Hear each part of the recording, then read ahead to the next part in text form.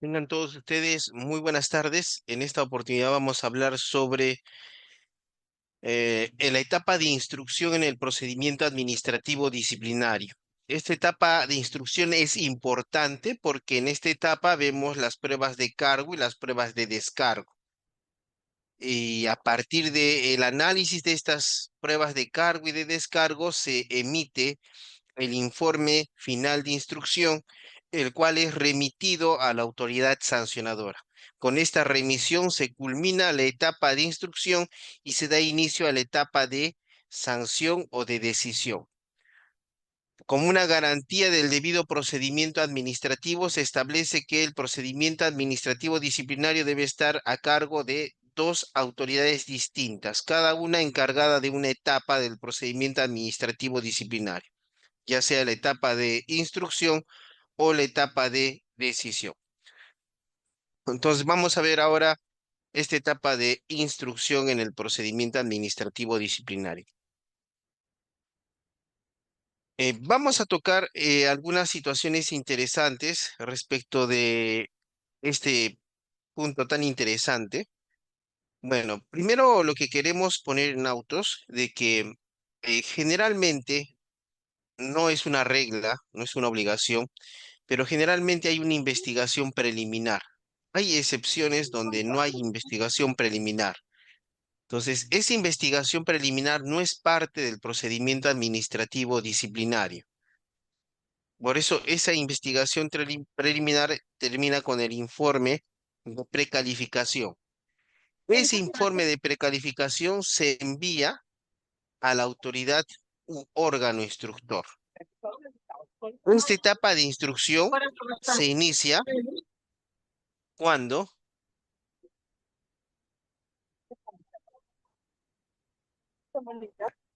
entonces, todo procedimiento administrativo disciplinario se inicia con la notificación del acto de apertura de PAT. Es esa notificación de acto de apertura de PAT el que da inicio a la etapa de instrucción. No es el informe de precalificación, no es la emisión del acto de apertura del procedimiento, sino su notificación. Es tan importante esta notificación en el procedimiento administrativo disciplinario porque solo con esa importante la notificación válida del acto de apertura de PAT, porque la notificación válida del acto de apertura de PAT suspende los plazos de prescripción de la acción disciplinaria. Y allí tocamos dos puntos, la acción disciplinaria larga y la acción disciplinaria corta. La acción disciplinaria larga de 3 años y la disciplinaria corta de 1 año. Diferente a la prescripción del procedimiento administrativo. También se inicia desde que se notifica el acto de ¿Dónde? apertura de PAT. Ahora, esa notificación debe ser bien realizada, cumpliendo con los requisitos que están previstos en la ley 27.444. Porque si no cumple con los requisitos de la ley 27.444 de aplicación supletoria, indicamos que esta notificación es defectuosa Sí, y al ser de defectuosa la debe ser UG02. declarada, eh, esa notificación debe ser válidamente realizada. ¿Y por qué hablamos de que esta notificación debe ser válidamente realizada? Porque si no está válidamente realizada, se debe volver a rehacer. Y cuando se rehace, significa que todavía no se ha notificado. Y si no se ha notificado, los plazos de prescripción siguen corriendo.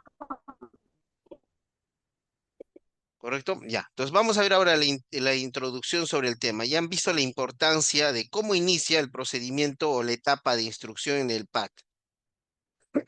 Cuando se dice etapa de instrucción en el procedimiento administrativo disciplinario, nos referimos a la actividad probatoria. Esto es el ofrecimiento, admisión, actuación y la valoración de los medios de prueba de cargo y de descargo. ¿Ya? Se ofrece, se produce, dice la ley 27.444, se les admite, se los actúa y se les va a valorar por parte del órgano sancionador. Pero en nuestro caso, el órgano instructor solamente llega a la actuación de los medios de prueba de cargo y a una valoración preliminar a través de su informe final de instrucción. ¿Ya? Ahora, es importante tener en cuenta que estos medios de prueba de cargo son lo más importante. ¿Por qué? Porque si no hay prueba de cargo suficiente, el procedimiento administrativo disciplinario puede caer en archivo. ¿Esto por qué? Porque al servidor público le protege el principio de presunción de licitud, es decir, se le presume que actúa conforme a sus deberes en tanto no se acredite lo contrario. Ahora, debe tener en cuenta que el principio de presunción de licitud no es lo mismo que el principio de presunción de inocencia. El principio de presunción de inocencia, que también se aplica a los procedimientos administrativos, implica que se debe asumir que el servidor es inocente mientras no probemos lo contrario.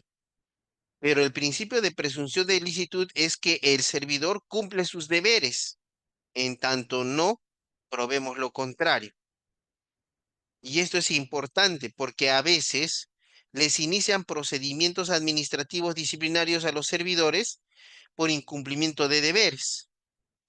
Y cuando se especifica la acción, tenemos que verificar cuál es la norma que establece esa obligación o deber del servidor. Si no es muy clara, ya se está afectando el principio de lesividad y legalidad, ¿correcto? Ya. Entonces, les decía de que lo más importante son las pruebas de cargo y lo otro son las pruebas de descargo, lo que significa que también el administrado servidor puede optar por no hacer nada. Tal vez no presenta ni sus descargos. Y recuerden que la no presentación de los descargos de ninguna manera afecta o puede ser considerado como una aceptación de los hechos de cargo. ¿Ya? No presentar un descargo de ninguna manera puede presumirse que yo como servidor esté aceptando los cargos. Por eso en algunos casos el administrado no se apersona en primera instancia, sino hasta que emiten la resolución final que puede archivar, puede absolver. Dice, esta actividad se sustenta en los principios de la potestad sancionadora. Significa que el procedimiento administrativo disciplinario se remite al artículo 248 del tubo de la ley 27444 que establece los principios de la potestad sancionadora. Y allí aparecen dos principios importantes en la actividad probatoria. El principio de verdad material, por el cual la autoridad debe actuar todos los medios de prueba necesarios para justificar sus decisiones. Ya, esto es importante, ¿por qué? Porque uno, si sabe muy bien que hay un documento que se debe actuar y no lo actúa, está contraviniendo el principio de verdad material. Ahora, esto también justifica que tal vez durante el procedimiento administrativo, el administrado no le ha dicho nada sobre un hecho, pero él de la lectura se da cuenta de que hay un medio de prueba importante que se debe actuar, como una declaración testimonial de otro servidor público. Realiza la citación para una audiencia, comunica al administrado, se apersonan, se realiza el acta, las preguntas, repreguntas, observaciones y se cierra el acta. Algunos administrados, servidores, dicen, está afectando el debido proceso. ¿Por qué? Porque ha actuado un medio de prueba de oficio. No, no está efectuando no está afectando ningún debido proceso. Que está actuando imparcialmente porque nadie le ha dicho que actúe. No, es su deber más bien actuar de esa manera. Porque recuerda, eso también es importante. Los procedimientos administrativos disciplinarios no son procesos penales. Un proceso penal inclusive se ve hasta el detalle, los escritos son extensos, amplios, con jurisprudencia, doctrina de la Corte Suprema y Tribunal Constitucional, precedentes. ¿Por qué uno dice, por qué es tan largo? Porque en ese caso los jueces lo que están viendo es la libertad del acusado. En un procedimiento administrativo disciplinario, lo que estamos viendo es es el interés público de la sociedad, Mira, el primero la interés M. público de contar con los mejores servidores públicos. ¿Ya? Es por eso que hay diferencias. A veces dicen, no, que es injusto, que no, que, pero ¿has cometido el acoso sexual, sí o no? No, sí, pero no han actuado todos los medios de prueba y eso es injusto. Recordemos que los órganos del procedimiento administrativo disciplinario no necesariamente son abogados, ni tampoco la ley obliga que sean. Es por eso que ellos van premunidos por la conservación de los actos administrativos. Ah, ya, ya. Ahora, al lado del principio de verdad material, tenemos, ya como les estaba indicando, no se preocupen, yo soy paciente, no me molesta a mí, pero los compañeros son los que quieren aprender y hay que tener cuidado con los audios. Yo normal, yo entiendo que a veces nos puede pasar esas situaciones, pero hay que estar atentos para que los demás no tengan problemas. Otro de los principios, aparte del de verdad material, es el principio de presunción de veracidad, aplicable también al PAT. Mientras que el principio de verdad material habilita a la que la autoridad actúe medios de prueba necesariamente para justificar sus decisiones, por el principio de presunción de veracidad, la autoridad administrativa debe presumir que los documentos y declaraciones que realice el administrado servidor público en el procedimiento administrativo disciplinario responden a la verdad de los hechos que él afirma, salvo prueba en contrario. Y esa prueba en contrario es la que yo debo acreditar como autoridad administrativa. Entonces, allí se encuentra el principio de verdad material y el principio de presunción de veracidad, además del principio de presunción de inocencia y el principio de presunción de licitud. Y algo que tampoco no se aplica mucho, pero sí en otras legislaciones comparadas encontramos, es el indubio pro disciplinado. Es decir, que si tienes duda, acá dice, en la balanza están a la par los medios de prueba de cargo y de descargo. Entonces, ante la duda, se favorece al administrado disciplinado. Entonces, esos principios son los más importantes en esta etapa de la instrucción. Dice, esta etapa de instrucción está a cargo de un órgano instructor que emitirá y notificará el acto de apertura de PAT. La norma dice acto de apertura de PAT. ¿Por qué dice acto de apertura de PAT? Porque no quiere que, como no son necesariamente abogados los órganos instructores, es posible que alguno lo haga a través de un memorando, otro lo haga a través de una resolución, otro lo haga a través de una carta, otro tal vez un oficio.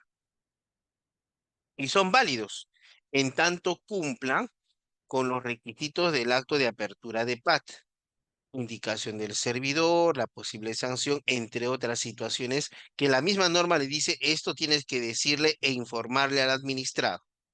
¿Ya? Entonces, por eso la norma dice acto de apertura de PAT. Inclusive, no necesariamente debe ser una resolución. ¿Por qué? Porque de algunas sanciones, como la amonestación escrita y la suspensión, el órgano que instruye es el jefe inmediato. Y a veces ese jefe inmediato no tiene capacidad resolutiva. Por lo tanto, tendría que hacer uso del memorando u otro documento. Entonces, notificará el acto de apertura de PAT, recepcionará los descargos del presunto infractor y realizará la actividad probatoria para que al final emita el informe final de instrucción y lo remitirá al órgano sancionador. Eso es lo que va a hacer nuestro órgano instructor. Avancemos. Ahí sí. ¿Ha cambiado la diapositiva? Ya, correcto, se ha cambiado. Ya, potestad sancionadora.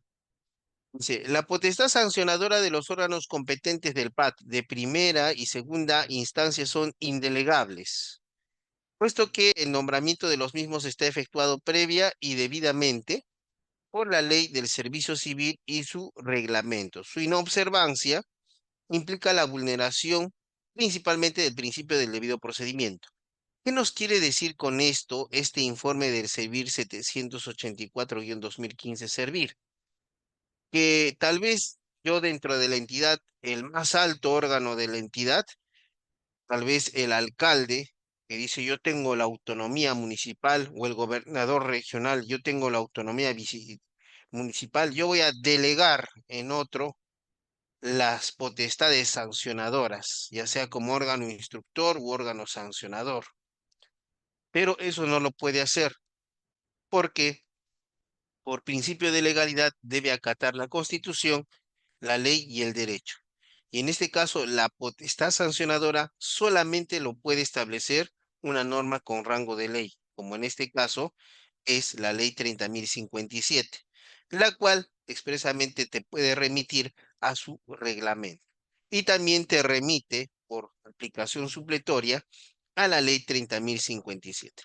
Si es que ustedes verificarían algún cambio o delegación de funciones, podría generarse un vicio de nulidad por afectación al debido procedimiento administrativo.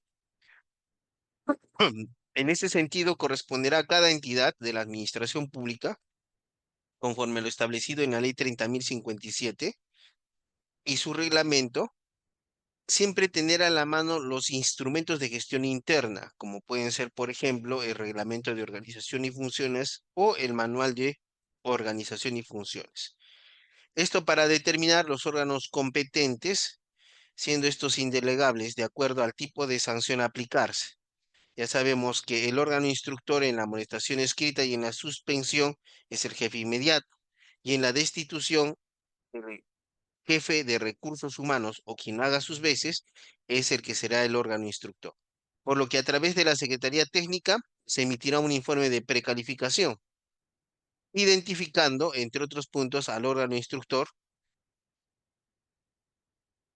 y al órgano sancionador competentes. Recordemos que durante todo el procedimiento administrativo disciplinario, el secretario técnico solamente es un órgano de apoyo del órgano instructor y del órgano sancionador. Por eso la norma dice que preferentemente sea abogado.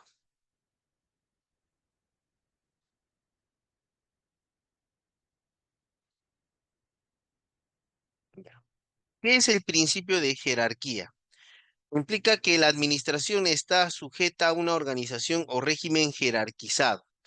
De ahí se deriva que los órganos, organismos y entidades públicas se encuentran sujetos a las disposiciones, instrucciones y orientaciones que imparte la autoridad superior, lo que no supone una afectación de la autonomía de la cual goza. Si el superior jerárquico puede ordenar la actuación de sus subordinados, entonces también tiene atribuida la competencia para adoptar las medidas necesarias para el deslinde de responsabilidad en caso de cometerse una infracción por parte de estos. ¿Qué significa esto? Si, por ejemplo, si sabemos muy bien que quien debe tramitar la sanción de amonestación escrita es el jefe inmediato, pero lo hace el jefe de recursos humanos, respecto del punto de vista del derecho disciplinario, se afecta el principio de jerarquía. Y, y el asumir funciones que no corresponden no solo implica la responsabilidad penal por usurpación de cargo, sino también implica la responsabilidad administrativa por la violación del principio de jerarquía. Dice, es importante determinar la posibilidad de sanción a aplicarse a fin de identificar las autoridades competentes del PAT. Y recordemos que identificar la posible sanción será de cargo del secretario técnico en su informe de precalificación. Y a partir de esa posible sanción se determinará quiénes serán las autoridades competentes en un determinado procedimiento administrativo disciplinario. Dice, para luego verificar la línea jerárquica del presunto infractor, aplicando el principio de jerarquía basado en los instrumentos de gestión de la entidad como es el ROF o en su caso cuando exista el manual de organización y funciones.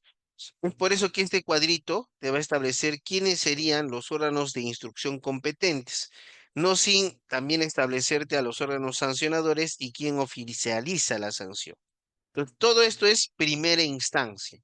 Porque segunda instancia, como sabes, en el caso de la suspensión y destitución, se lleva a cabo ante el Tribunal del Servicio Civil. Y en el caso de la amonestación escrita, quien resuelve la apelación es el jefe de recursos humanos. Pero cuando hablamos de la posible sanción, debemos tener en cuenta que si la posible sanción es la amonestación escrita o la suspensión, será el órgano instructor el jefe inmediato del presunto infractor. Solo en el caso de la destitución El órgano instructor será el jefe de recursos humanos. No se contempla en este caso la amonestación verbal, porque la amonestación verbal se impone sin procedimiento administrativo disciplinario y solamente es una llamada de atención privada del jefe inmediato sin que exista documento de la misma. Por lo tanto, no pasa a legajo una amonestación verbal.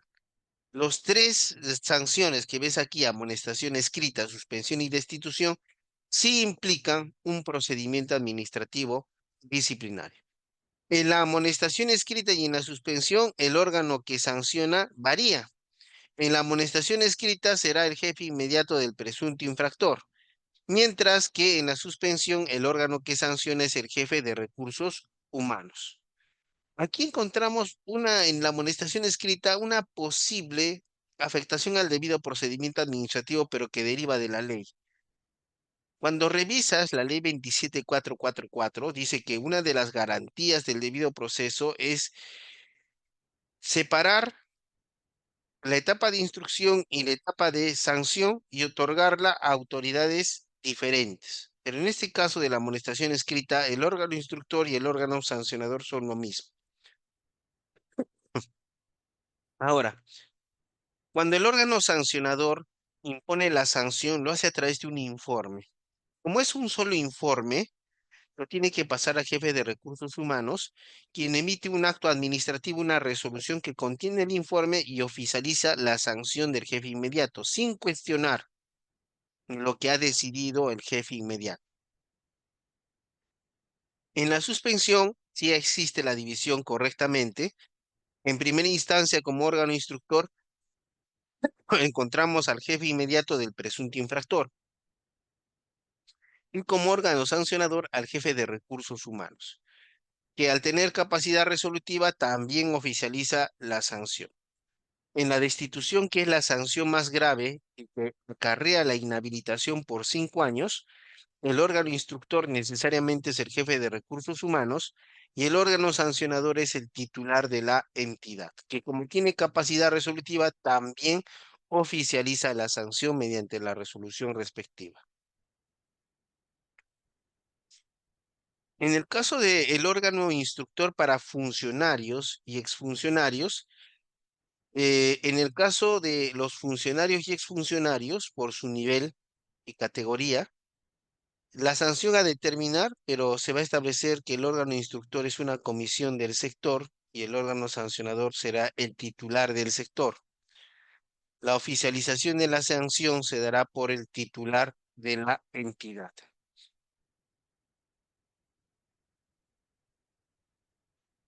Ahora nos dice, ¿quién identifica al órgano instructor? Como les indiqué previamente a la etapa de instrucción, encontramos al secretario técnico y su informe de precalificación. Entonces, el secretario técnico tiene entre sus funciones identificar la posible sanción, aplicarse, y al órgano instructor competente sobre la base de la gravedad de los hechos. ¿Ya? La posible sanción a imponerse y el órgano instructor competente sobre la base de la gravedad de los hechos. O sea, existe importancia en el informe de precalificación. Claro, claro, recordemos que el órgano instructor puede apartarse del informe de precalificación. ¿Por qué? Porque el secretario técnico emite informes, que son opiniones, pero son opiniones no vinculantes y obligatorias. Obligatoriamente tiene que emitir el informe final de precalificación, ya, pero no va a vincular al órgano instructor. Por lo tanto, el órgano instructor, dando las razones correspondientes, podría apartarse del mismo. ¿Ya? Entonces, el secretario técnico no emite resoluciones, solo emite informes. Y esos informes no son vinculantes para los órganos instructores o sancionadores. Dice, es decir, corresponderá a cada entidad de la administración pública determinar los órganos competentes, por lo que a través de la Secretaría Técnica se emitirá un informe de precalificación, identificando, entre otros puntos, al órgano instructor y sancionador competentes. ¿Qué pasaría si yo como servidor público me doy cuenta que no me está instruyendo mi jefe inmediato? Ya sea como una cuestión aparte o dentro de mi escrito de descargos, puedo solicitar la nulidad de oficio o en su caso puedo solicitar que se inhiba el órgano instructor por cuanto no es el órgano competente para llevar el punto. No vas a confundir la inhibición, que es darte cuenta que no eres el competente, con la abstención. Mientras que la inhibición es algo objetivo, la abstención es algo subjetivo. Entonces tú verificas y dices, es el órgano instructor este señor al que he denunciado hace 4 años, le abrieron proceso penal y ahora es quien me va a instruir. Esto es una enemistad manifiesta. Si tiene el servidor con qué acreditar la causal de abstención, tiene que acreditarlo. No es solamente decir, ¿sabe qué? El órgano instructor que está llevando mi caso me mira feo en el trabajo o no me saluda. No es suficiente eso. Tiene que acreditarse la causal de abstención. Ya. Entonces, pasemos al otro. Dice, conflicto de competencia entre los órganos instructores. Sobre los casos de conflicto de competencia entre órganos instructores, si las autoridades del procedimiento disciplinario considerasen que cuentan con dicha competencia en el caso concreto, o que carecen de ella, son resueltos por la máxima autoridad administrativa. Esto nos remite a la competencia positiva y la competencia negativa. La competencia positiva es que los dos, las dos autoridades dicen que tienen competencia para ser órgano instructor. Y en la competencia negativa, las dos autoridades dicen no son competentes para ser órgano instructor. Y en ese caso, ¿quién resuelve? Por aplicación de la ley 27444, lo resuelve la máxima autoridad de la entidad pública. Ergo dice, cabe precisar que para efecto del sistema administrativo de gestión de recursos humanos, se entiende que el titular de la entidad es la máxima autoridad administrativa de la entidad pública. Y esto está previsto en este informe técnico 784-2015 Servir. Ahora, también existe la figura del concurso de infractores. Dice, cuando los presuntos infractores pertenecieran a distintas unidades orgánicas o distintos niveles jerárquicos y corresponda que el instructor sea el jefe inmediato, será competente la autoridad de mayor nivel jerárquico de entre los jefes inmediatos. Imaginemos que hay amonestaciones escritas y suspensiones, pero en ese caso los niveles jerárquicos de los infractores son diferentes. Entonces, en ese caso, el Servir, a través de este informe técnico, ha indicado que si son distintos los niveles, será competente la autoridad de mayor nivel jerárquico, porque se entiende que quien puede lo más, puede lo menos. Entonces, la autoridad de mayor nivel jerárquico de entre los jefes inmediatos.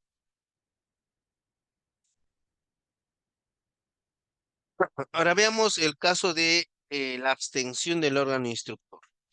Dice, en cuanto a las causales de abstención, se ha establecido que si la autoridad instructiva se encontraría o incurriese en alguno de los supuestos del artículo 88 de la ley 27.444, ley del procedimiento administrativo general, se aplica el criterio de jerarquía, con el fin de determinar la autoridad competente, por lo que la autoridad que se encuentre en alguno de los supuestos de la norma citada, dentro de los 2 días hábiles siguientes a aquel en que comenzó a conocer del asunto o en que conoció la causal sobreviniente, plantea su abstención mediante un escrito motivado y remite lo actuado al superior jerárquico inmediato.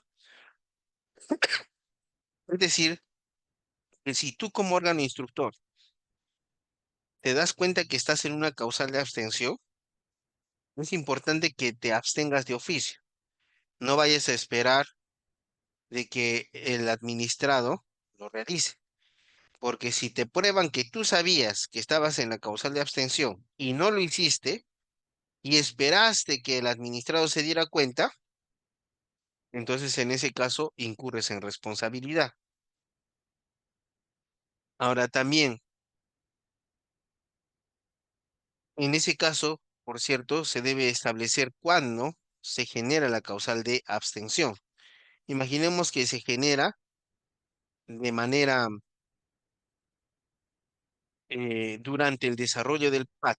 Inmediatamente debe dar el instructor conocimiento de su abstención. Ya. Entonces ahora, dice, en este sentido, las únicas causales de abstención para que las autoridades instructivas se inhiban de continuar con el desarrollo del procedimiento administrativo disciplinario son las previstas en el artículo 88 de la ley 24.444, más no cuando alguna de las citadas autoridades adelante opinión alguna sobre los hechos materia de la denuncia, puesto que la naturaleza de sus funciones como autoridades del procedimiento administrativo disciplinario es fundamentalmente de opinión y de investigación de los hechos concretos para la instauración de un procedimiento administrativo disciplinario. Esto es importante y como lo ves, lo estamos sustentando, posiblemente las diapositivas van a ser para ustedes. Esto está contenido en el informe técnico 836-2015. Dice, se verifica el artículo 88. Si estás en alguna causal, evidentemente tienes que comunicar y abstenerte. Dice, pero no cuando alguna de las citadas autoridades adelante opinión alguna sobre los hechos materia de la denuncia. Pues no va a ser eso. Adelantar opinión sobre los hechos materia de la denuncia no será materia de abstención, pero sí puede ser materia de alegar la afectación al principio de imparcialidad por parte de la autoridad. Y desde mi punto de vista, podría el administrado pedir que por decoro sea parte de conocer del procedimiento administrativo disciplinario si ha adelantado opinión, porque esto afectaría el principio de imparcialidad.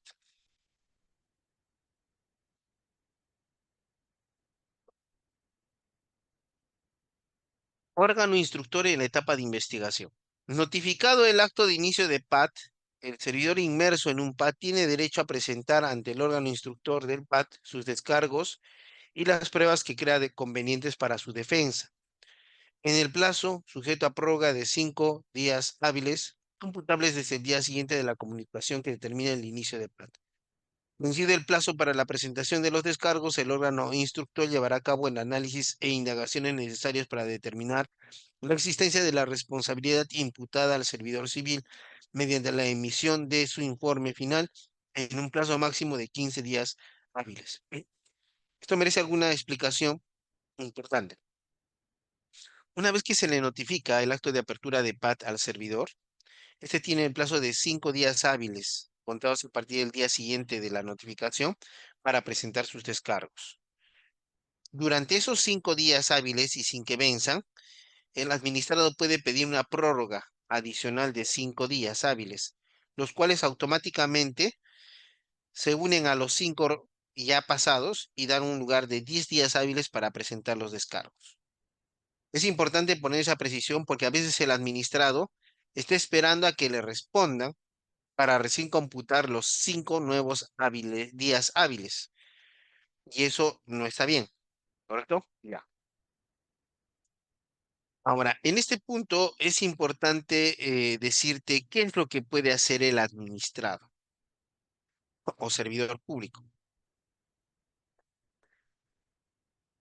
Cuando se le notifica con el acto de apertura de PAT,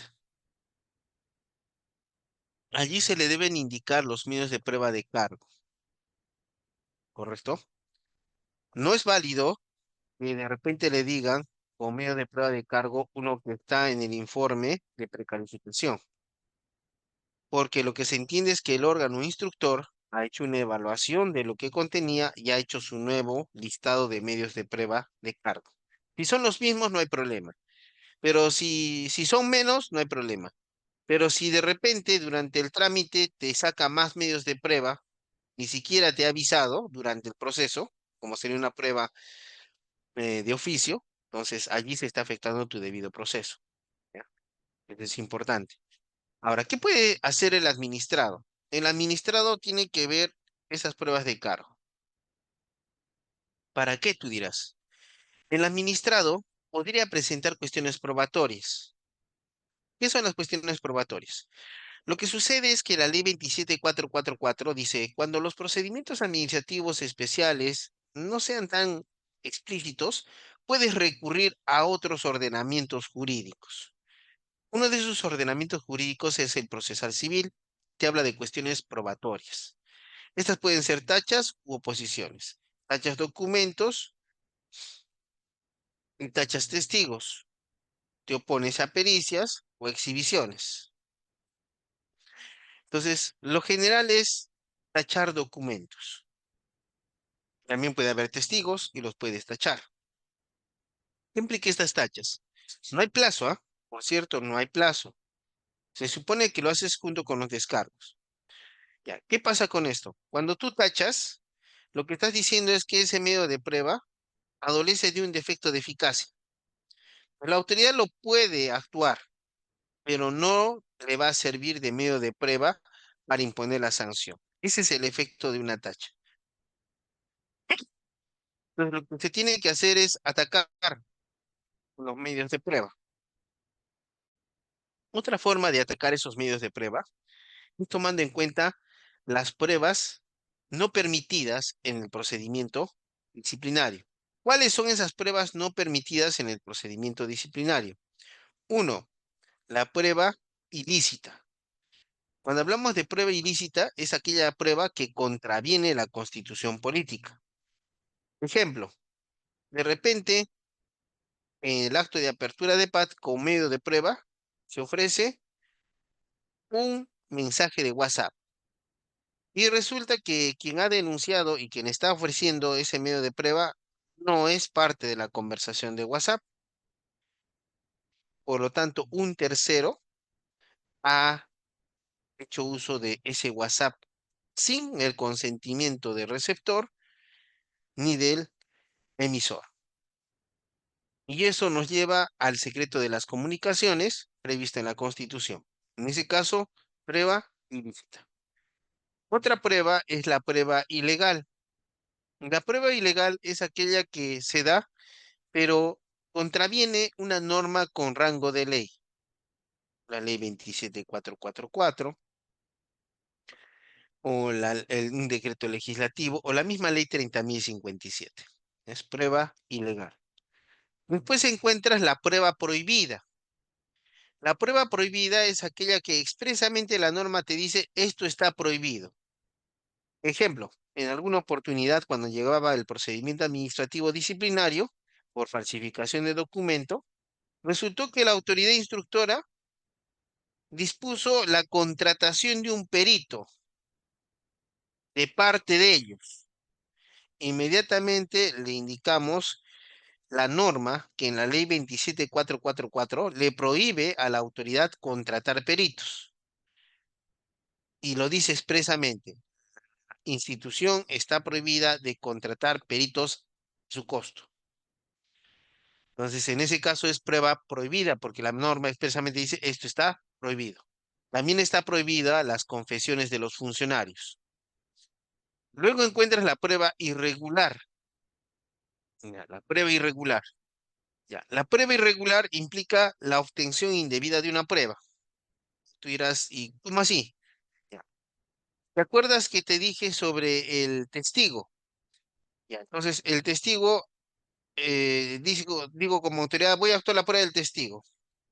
¿Qué hago? Lo que hago es llamar al testigo, le tomo la declaración por MIT y el acta de declaración de testigo se lo paso al administrado. Allí, error. ¿Por qué?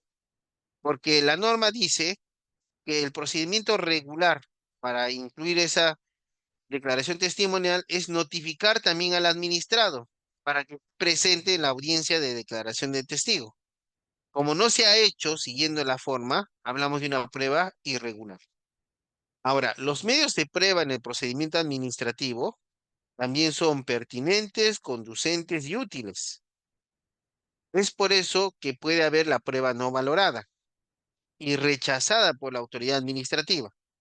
A veces el servidor con su abogado, pensando que es un proceso penal y todo es debido proceso, cuando bien saben que ha cometido la falta, presentan un montón de pruebas, con la estrategia de que si alguna prueba no actúa la autoridad administrativa, entonces después van a alegar ante el Tribunal Constitucional en una acción de amparo o ante el juez en lo contencioso administrativo la violación del debido proceso porque no se actuó. Y eso no es cierto, porque a veces en el escrito aparece como más de 20 pruebas. Y el detalle es que no son útiles, conducentes ni pertinentes, es decir, que no se remiten al objeto de probanza. Si estamos viendo que la persona ha estado haciendo un uso indebido de su computadora y tiene más de 20 archivos trabajados y creados en su jornada de trabajo y hablan de una campaña política, eso es lo que él tiene que acreditar. Tal vez si digo, no, yo no estuve en ese periodo de la creación de los documentos, yo no estuve. ¿Ya con qué lo acreditamos? Tal vez con la resolución de licencia, que decía que yo por ese periodo yo estaba de licencia sin goce de haber por motivos particulares. Y mire ahí, la fecha de creación de los documentos es justo durante la licencia. Esa prueba, si no la actuamos, ¿afecta el debido proceso? Por supuesto. Pero, por ejemplo, esa es la posible, el hecho. Y yo agarro y digo, eh, voy a discutir que el informe pericial no está bien realizado, porque debe tener las características correctas. Y voy a hacer otro medio de prueba pericial para que desvirtúe ese medio de prueba pericial. Ya, estaría bien si es que sería para evitar, ¿no? Que se vea la fecha y hora en la cual, el día y la hora en la cual fue creado estos archivos. Y que, oh sorpresa, es el mismo momento en que él estuvo manipulando el equipo. Entonces, si es que él va a presentar un informe pericial con su perito de más de 2.000 soles y con puro hasta de Oxford, no le va a servir de nada porque eso no es útil, conducente ni pertinente. Es la prueba no valorada. ¿Ya? Esas son las pruebas que puede estar haciendo uso el servidor público en la etapa de investigación respecto de las pruebas de cargo. ¿Y por qué? Porque recuerda que si él hace que esas pruebas pierdan validez y no hay suficientes pruebas de cargo, ¿qué opera? Principio de presunción de ilicitud y el principio de presunción de inocencia. ¿Ya? Entonces eso es importante. Hay otras pruebas, como la prueba extemporánea, pero como en los procedimientos administrativos disciplinarios no necesariamente hay preclusión, la ley 27444 nos habla de pruebas sobrevinientes. Imaginemos que yo solito me he presentado mi descargo a mi manera y después ya me dicen, oye, ¿sabes qué, hermanito? Te van a destituir, tienes que defenderte. Ese descargo no es útil. Y vas ante un abogado y dices, sí, señor, usted tenía que presentar A, B, C. Entonces, ya no lo puedo hacer porque ya pasó mi fecha de descargo. No. En base al principio de verdad material, explicando la conducencia, pertinencia y utilidad de los medios de prueba, lo puede presentar como prueba sobreviniente en cualquier etapa del procedimiento disciplinario. Entonces, esos medios de prueba también son medios de prueba de oficio. Bien. Ahora, dice, en este caso dice, en consecuencia, el órgano instructor, al encargarse de las actuaciones conducentes para determinar la existencia o no de responsabilidad del servidor, deberá evaluar todo lo actuado, así como el descargo presentado por el servidor imputado, observando los principios del procedimiento administrativo, tales como el debido proceso, el cual contiene el derecho a refutar los cargos imputados. La fase instructiva culmina con la emisión y notificación del informe en que el órgano instructor se pronuncia sobre la existencia o no de falta al servidor, recomendando al órgano sancionador que ser impuesta de corresponder. Una vez que se actúan los medios de prueba de cargo y de descargo, la autoridad administrativa realiza el informe de instrucción. Ese informe final de instrucción es remitido al órgano sancionador. ¿Ya? El órgano sancionador no se queda con ese informe, tiene que notificar al administrado el informe final de instrucción. Y allí también es importante ponerles en autos. El informe final de instrucción es un acto de administración, no es un acto administrativo. Y dos, es obligatorio, pero no vinculante. Por cierto, a veces, por ejemplo, nos dicen, doctor, el órgano de instrucción en el informe final estableció la sanción de suspensión por 6 meses y el órgano sancionador me ha impuesto 10 meses. Se ha afectado el non visi, no, se han afectado el principio de prohibición de reforma en peor. Bueno, no es así porque ese informe solo contiene una opinión. Dos, no lo vincula, solo es obligatorio. Entonces, esa afirmación no es útil. Por otro lado, cuando le notifican al servidor, el servidor a veces también se preocupa con su abogado penalista y presentan recurso contra el informe. El recurso va a ser declarado improcedente porque no es un acto administrativo al no contener todavía el efecto, el objeto, la parte resolutiva. Pues no va a ser procedente. Pero, ¿qué se puede hacer cuando te notifican? Dos acciones. La acción que está prevista en la ley es que se le notificará con el informe al servidor y también se le debe informar que tiene el plazo de 3 días para pedir un informe oral. Se le debe comunicar. No es que él debe adivinar que como le notificaron, tiene. Si no le notificas, hay violación al debido procedimiento. Se le tiene que decir, se le comunica que usted tiene el derecho de solicitar informe oral. Tampoco se le comunica diciéndole, ya tenemos fecha de informe oral, ¿te presentas, ah? No, porque su estrategia puede ser, él no quiere informar oralmente a ninguna parte. Entonces yo no puedo presumir que sí va a informar. ¿Correcto? Ya, esas situaciones son importantes. Otra situación puede ser, no quiere informar por alguna razón, o tal vez es tímido el servidor. ¿Qué podría ser? Puede presentar descargos al informe final de instrucción. Esos descargos, a manera de alegaciones, deben ser atendidos por parte del órgano sancionador.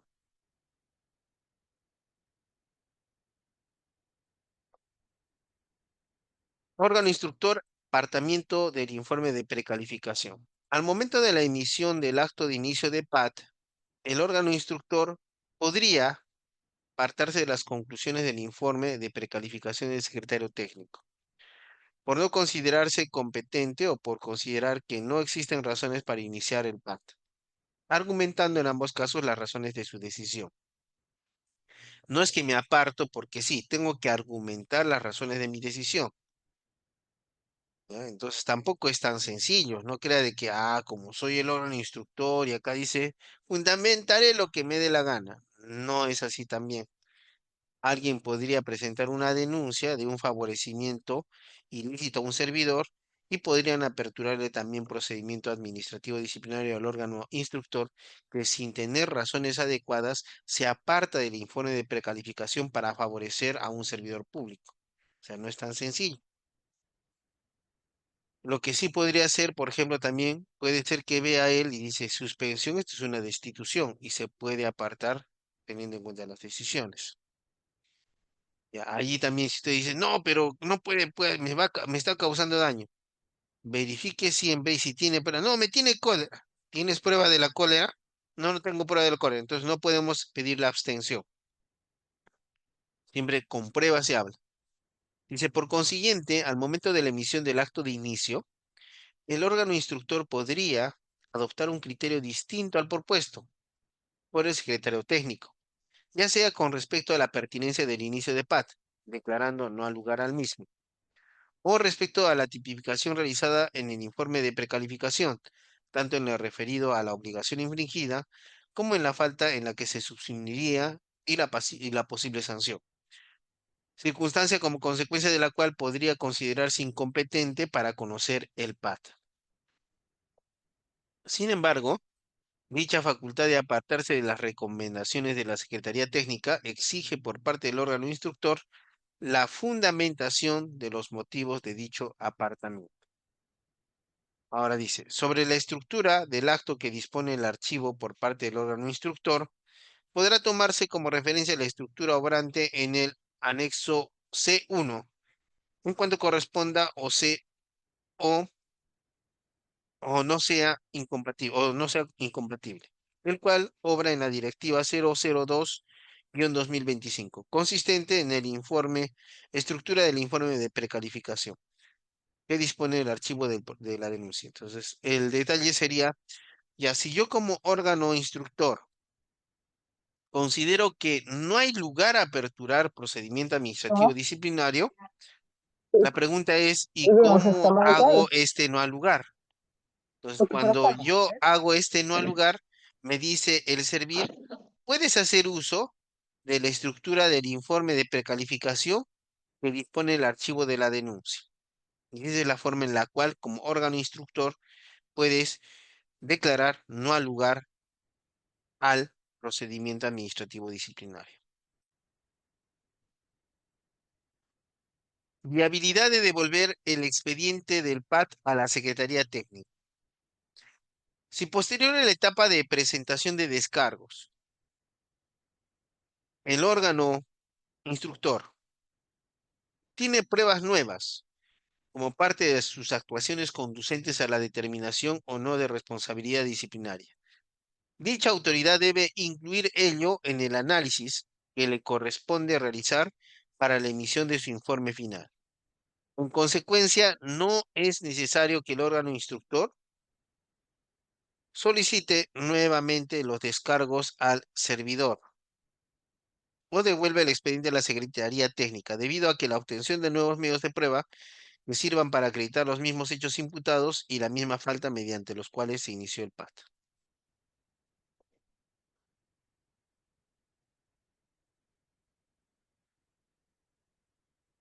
Ujú.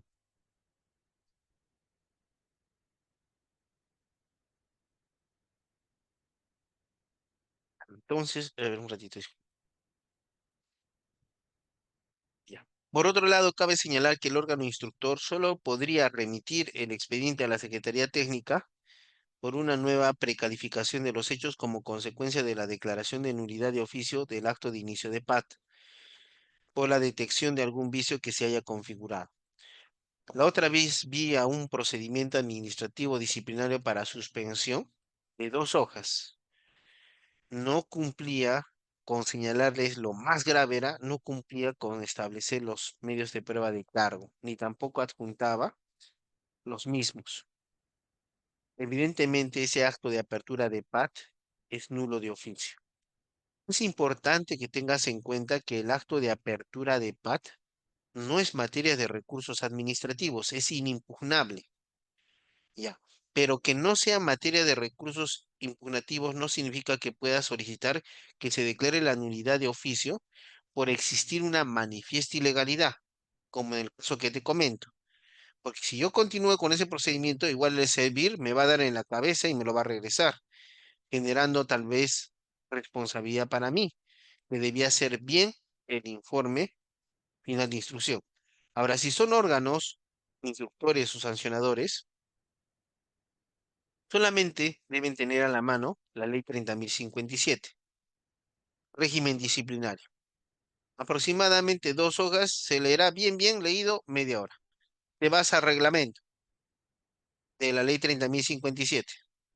Bien leído todo, una hora. Después te vas a la directiva 002-2015. Bien leído, una hora. Lo que significa que en 3, máximo 4 horas, como órgano instructor u órgano sancionador que no eres abogado, ya vas a conocer y saber en qué consiste este procedimiento. Y te vas a poder dar cuenta que si me han dicho que emita el acto de apertura de PAT, allí en la directiva 002 están los requisitos que debe contener este acto de apertura. Si voy a emitir el informe final de instrucción, también en esa directiva, allí dice estructura y debo cumplir con esa estructura. Si no cumplo, nulidad de oficio. Finalmente, respecto a la detección de nuevos hechos que pudieran devenir en alguna infracción administrativa producto de las investigaciones de un procedimiento administrativo ya iniciado, corresponderá a cualquiera de las autoridades del PAT reportar tal situación a la Secretaría Técnica. para que en el marco de sus competencias realice sus funciones para la precalificación de la respectiva falta en un nuevo expediente. Esto se refiere a que tú como autoridad, ya sea instructor o sancionador, estás llevando tu PAT respecto de un servidor. Pero al momento en que estás llevando tu PAT, te das cuenta que hay otros hechos que califican otras faltas. Entonces, cualquiera podría decir, "Ya, acá lo tengo que aumentar". No, te dice un ratito, un ratito. Si te has dado cuenta que hay nuevos hechos que devienen en una nueva infracción, remite eso, comunica al secretario técnico. El secretario técnico emitirá su informe final de precalificación e iniciará otro procedimiento. Pero en el procedimiento, por principio de congruencia, respetamos los hechos y las infracciones. Y así tenemos que ir hasta el final.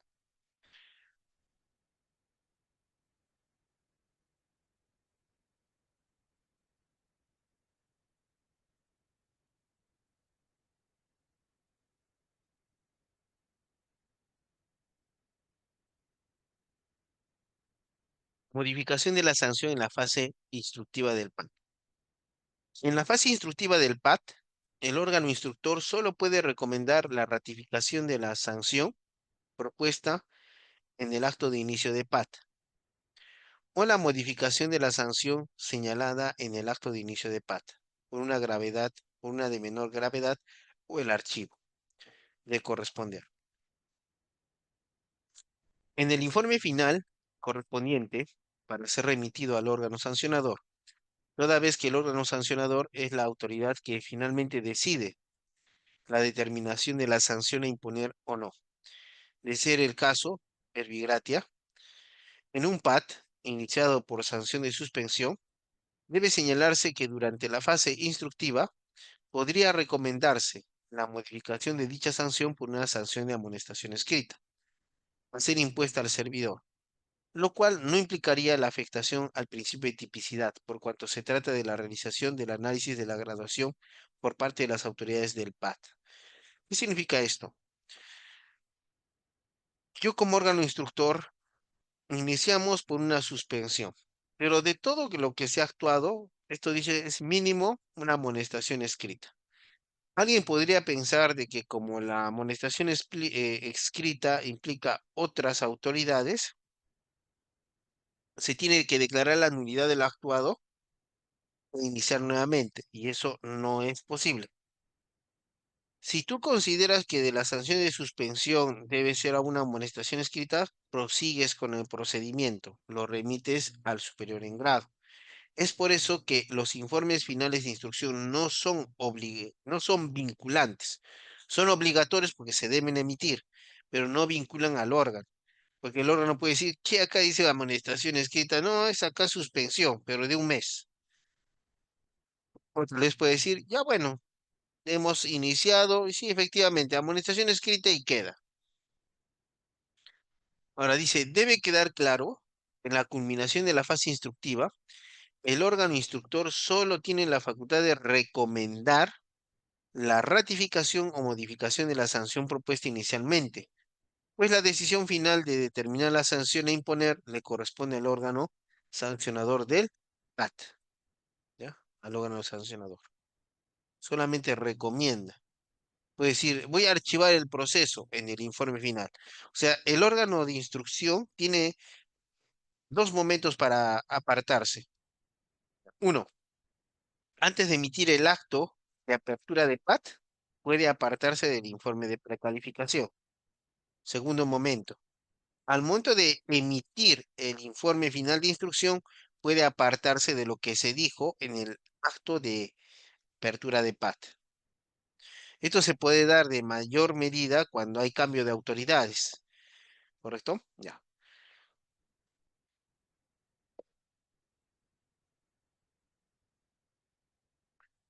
Conclusión del procedimiento disciplinario en fase instructiva. Ya dice, una vez iniciado el procedimiento disciplinario, este solo puede concluir con las actuaciones de la fase sancionadora. y no en la etapa instructiva cuya finalidad es la investigación o propuesta de sanción, no el archivamiento del procedimiento. El procedimiento administrativo disciplinario concluye con la fase sancionadora conducida por el órgano sancionador. ¿Qué es lo que podía suceder? Se emite el acto de apertura de PAT y cuando la autoridad que instruye emite su informe final de instrucción, dispone del archivo. Pero recordemos que su informe no es un acto administrativo, es un acto de administración y su obligación es remitir su recomendación al órgano sancionador. Es el órgano sancionador el que establecerá si está de acuerdo o no con el informe de archivo, porque si no está de acuerdo, puede imponer la sanción que él considere, ¿ya? Porque ahí estamos en primera instancia. Recuerda que la prohibición de reforma en peor se aplica en segunda instancia. En este caso estamos hablando del mismo procedimiento disciplinario. La competencia para archivar el PAT recae en el órgano sancionador cuando resuelve declarar que no hay mérito para sanción. La normativa del procedimiento disciplinario de la Ley del Servicio Civil no ha previsto supuestos en los que se exima la realización de fase sancionador. Entonces, por más que el órgano instructor diga, no, acá no hay falta, él debe proseguir. ¿Y qué es lo que sigue? Emite el informe final de instrucción. Si dice archivo, igual lo tiene que remitir al órgano sancionador. El órgano sancionador igual lo tiene que remitir al administrado. El administrado igual puede solicitar informe oral y se realizará la vista de la causa, luego de lo cual la autoridad sancionadora emitirá una respuesta, ya sea confirmando el archivo o tal vez disponiendo la sanción correspondiente. En ese caso, también puede la autoridad sancionadora hacer uso de actuaciones complementarias que tal vez, según él, no ha realizado el órgano de instrucción. En el régimen disciplinario de la Ley del Servicio Civil, la Ley 30.057, la emisión del pronunciamiento definitivo sobre la existencia de responsabilidad o no del servidor investigado, con el cual se pone fin a la instancia, se encuentra a cargo del órgano sancionador, el mismo que, según sea el caso, puede determinar la imposición de una sanción al servidor y o funcionario investigado o su absolución. Es decir, por más que el órgano instructor en su informe final se desvele indicando que no hay responsabilidad, eso no está a su cargo. Quien determina la responsabilidad o archivo del PAT es el órgano sancionador en el acto administrativo que va a emitir.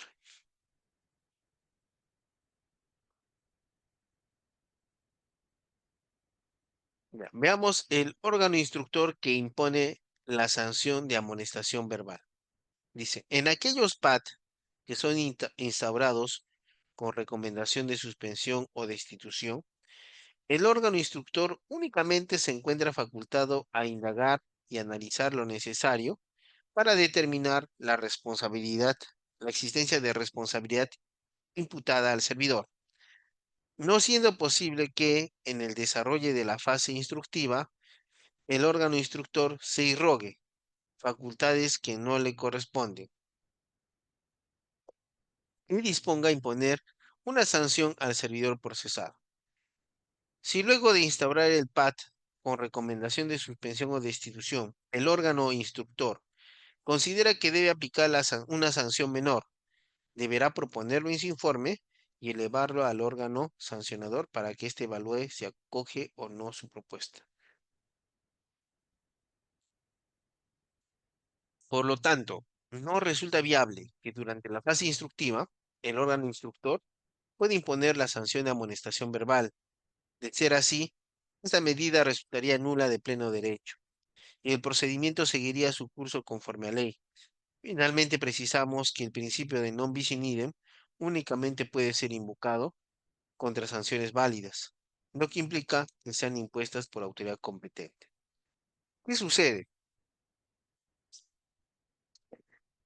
En el caso de la suspensión, por ejemplo, vemos que quien instruye es el jefe inmediato, ¿correcto? Jefe inmediato de la suspensión. Ya, imaginemos que este jefe inmediato dice en su informe final de instrucción, consideramos o somos de la opinión o recomendamos la imposición de una sanción verbal. Y como yo soy el superior jerárquico, ahora mismo se la doy. Estás amonestado, no vuelvas a hacer eso. Y lo culmino. Como ya ejecuté, lo culmino y ya no lo paso. Allí no dice. Si tú como órgano instructor tienes la opinión de que no debe ser una suspensión, una amonestación escrita, una destitución, sino una amonestación verbal, igual haces tu informe final de instrucción y lo remites al órgano sancionador. Igual. Ahora, ¿qué dice esto del non bis in idem? Puede ser que yo como órgano instructor, ya pues digo, esa amonestación verbal ya te llamo la atención y se archiva. Ya se ejecutó, pues, ¿no? La sanción, porque soy el órgano superior, te avivaste. Ya, en ese caso, cuando van a decir, no, no, no, no, no, vamos a cumplir, ¿ah? Vamos a cumplir y vamos a emitir la sanción correspondiente. Entonces, el servidor puede decir, non bis in idem, porque ya me dio la amonestación verbal, así que ya no me puedes a imponer otra sanción. Ah, tú puedes decir, vivo eres.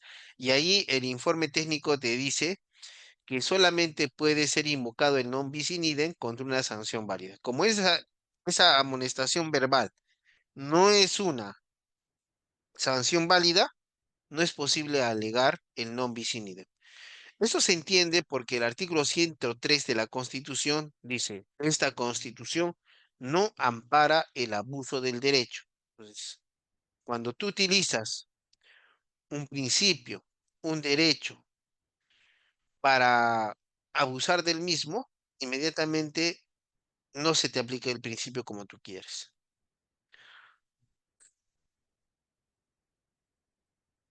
Como te dije, la etapa de instrucción inicia con la notificación del acto de apertura de PAT.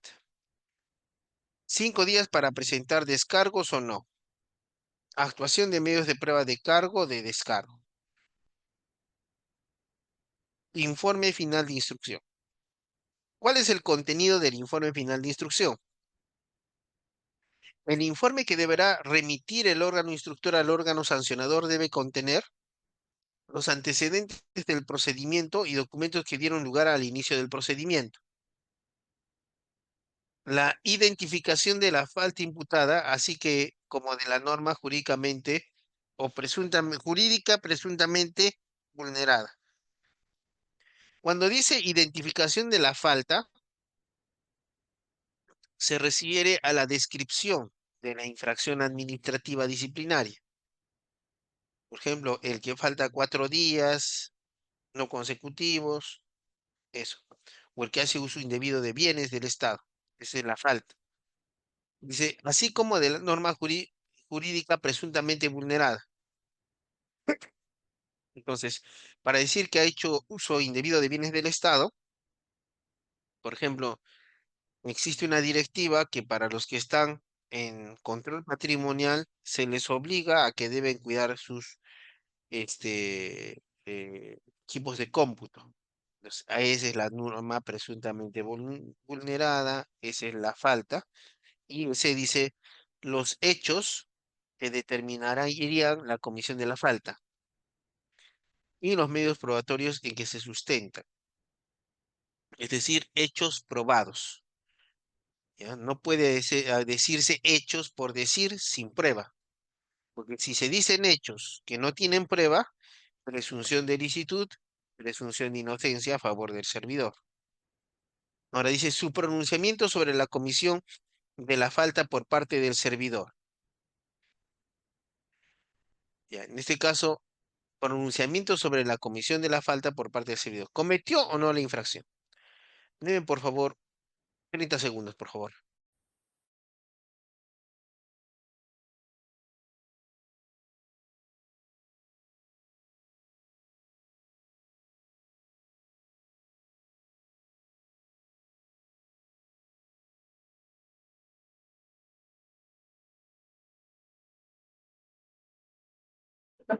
No dijo que te gustó el otro, me dijo. No, te digo, me parece que también porque esa patilla 140 soles no los voy a encontrar. Y es 129. Ah, tú lo que has comprado. Ah, sí. Mi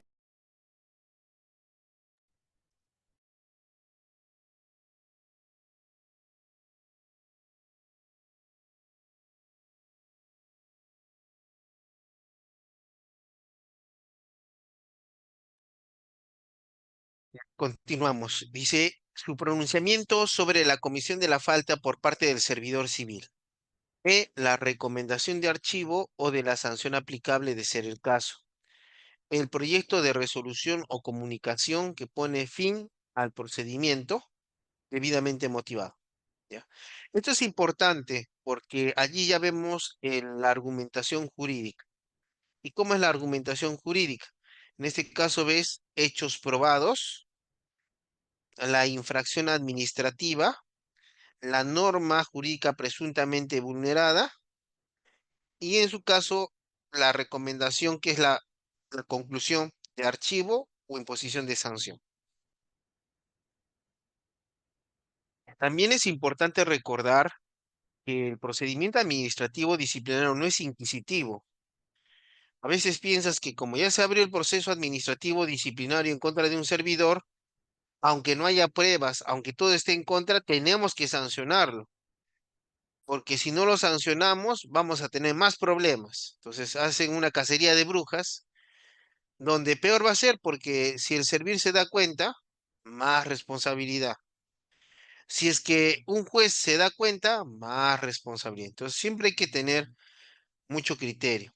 Inclusive, bueno, no está previsto en la ley, pero si tú eres servidor público o funcionario que eres investigado, puedes hacer uso de los criterios de imputación objetiva, principio de confianza, prohibición de regreso, riesgo permitido, entre otros criterios de imputación objetiva, que son aplicables al derecho disciplinario. Por ejemplo, hay el principio de insignificancia.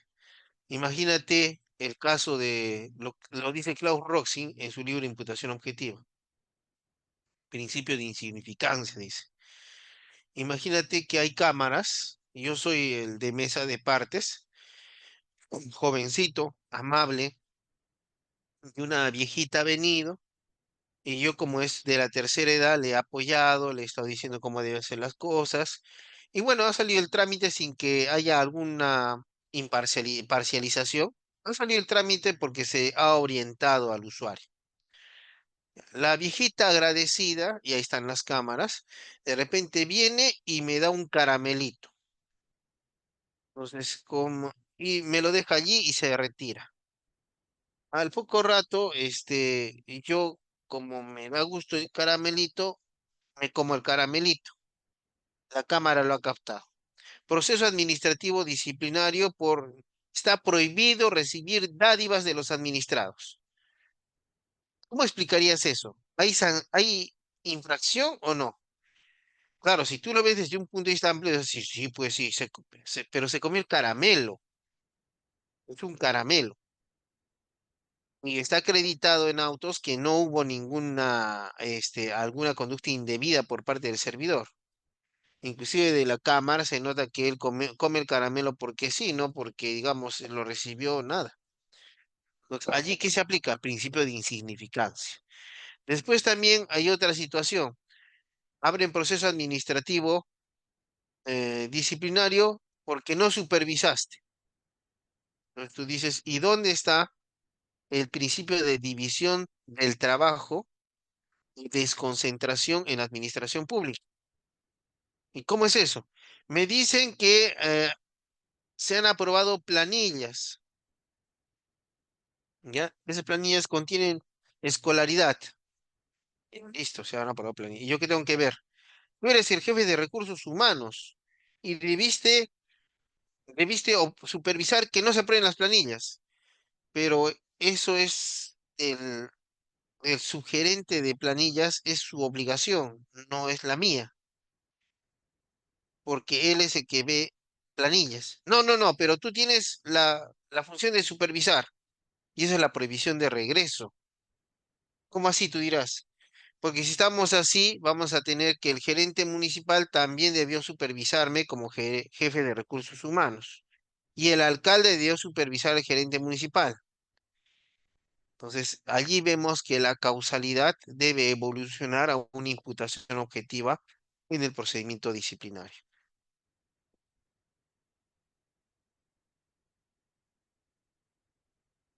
Notificación del informe de instrucción. Dice, el servidor procesal toma conocimiento del contenido del informe de instrucción cuando el órgano sancionador le notifica dicho informe con la finalidad que tome conocimiento que se ha iniciado la fase sancionadora y solicite el ejercicio de su derecho a informe oral para efectos de refutar argumentos contenidos en el informe instructor.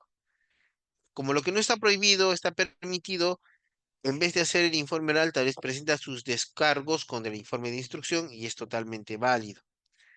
Ahora, también para hacer uso de su ejercicio del derecho de informe oral, la autoridad sancionadora tiene la obligación de comunicarle e informarle que tiene el derecho a solicitar informe oral dentro de los 3 días hábiles siguientes a la recepción del mismo. Apartamiento del informe de instrucción. Dice, las conclusiones vertidas en el informe del órgano instructor tienen la condición de recomendación, no siendo vinculantes para el órgano sancionador, el mismo que pudiera imponer una sanción distinta a la recomendada. Determinar la existencia de responsabilidad e incluso establecer que sí existe responsabilidad en caso se hubiera recomendado el archivamiento del PAT. No obstante, en todos los casos, el órgano sancionador deberá fundamentar las razones por las cuales se aparta de la recomendación del órgano instructor. O sea, si bien como vimos en una diapositiva anterior, por más que yo quiera el archivo como órgano instructor, quiera reducir la sanción, yo debo terminar el procedimiento y remito mi informe al órgano de decisión. Ahora, si el órgano de decisión no está de acuerdo conmigo, emitirá su acto de apertura, pero al presentar el acto de apertura, disculpen, emitirá su acto de sanción. Y en ese caso, como discrepa del informe de final de instrucción, deberá establecer las razones por las cuales no comparte la recomendación del órgano instructor. Si no lo hace, ese acto es nulo. El acto administrativo es nulo por una indebida motivación. Ahora dice, el órgano sancionador puede determinar la existencia de responsabilidad. Establecer que si existe responsabilidad en caso se hubiera recomendado el archivamiento del PAT o imponer la sanción distinta a la recomendada. Para dicho efecto deberá fundamentar las razones por las cuales se aparta de la recomendación del órgano instructor. Sin embargo, en ningún caso el órgano sancionador podrá imponer una sanción de mayor gravedad a la que puede imponer dentro de su competencia.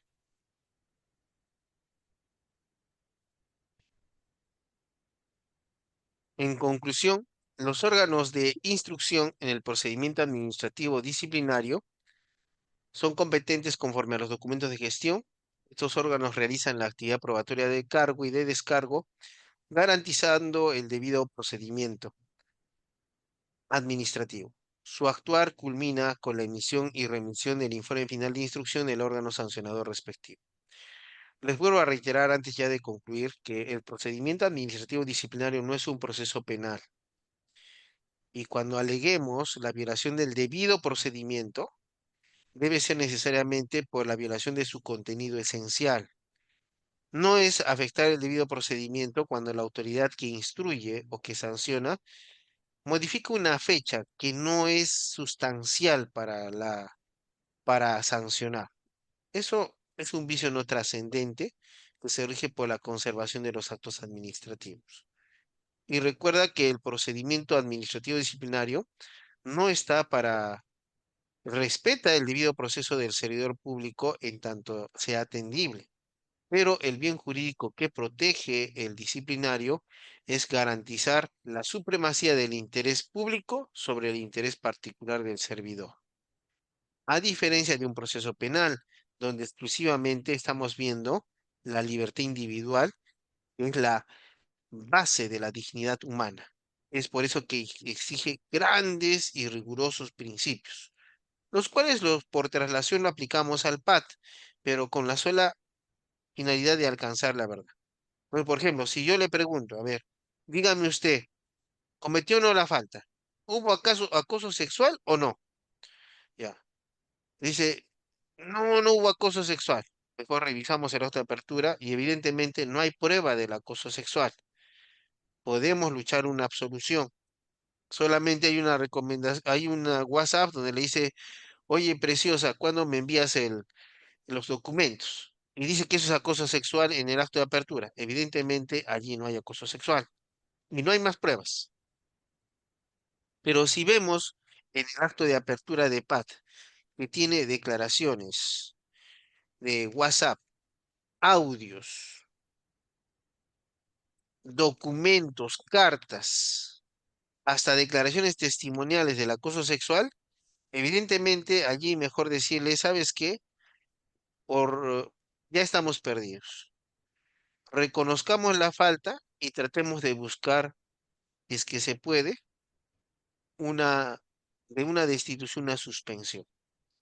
Porque entrar a ese mundo donde vamos a empezar a presentar un montón de pruebas que de la manera formal vamos a hacerlo, no es muy útil porque en su caso, a veces, en la mayoría de los casos, siempre la autoridad va a ir por él, este,